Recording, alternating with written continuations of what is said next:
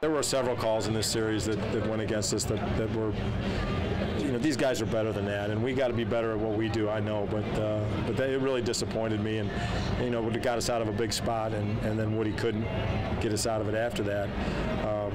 But you know, I'm a respectful guy, and I know those guys have a tough job to do, but you know, I'm looking for replay. I'm looking for a challenge flag or two in my pocket, you know, just so that we can take another look.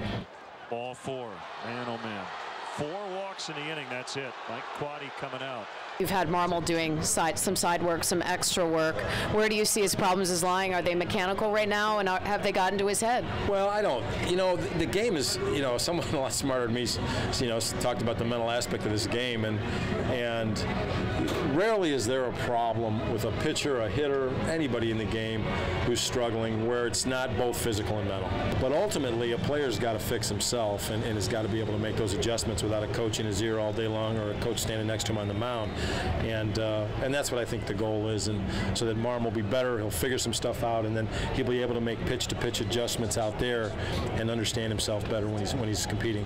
I don't think it's going to be for long, Kerry. I mean, I think, you know, Marm could be available in the next day or two, and you know, I really think that it wouldn't surprise me at all if he was back to the guy that we know very, very quickly. Any residual lingering effects from the incident with you and Dempster going into the All-Star break? No, I don't think so. I have so much respect for him, and I think vice versa.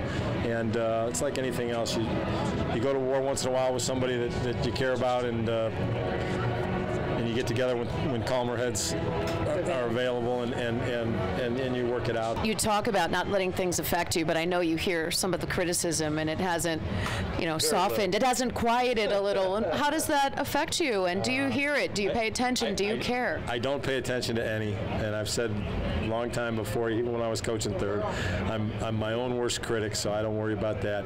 I understand this ball club and stuff around here better than probably anybody else, so I have probably a better window of what's really going on than anybody else. So it does me no good to concern myself with that. You know, I got to worry about the 25 guys in there and the 5 or 6 guys on my staff and the front office and the Ricketts and the people here, and trying to do the best I can for them. And you know, criticism is going to come whether you're winning or losing. You're going to get some when you're struggling. It's just probably a little bit more and a little bit louder, and that's just the way it is.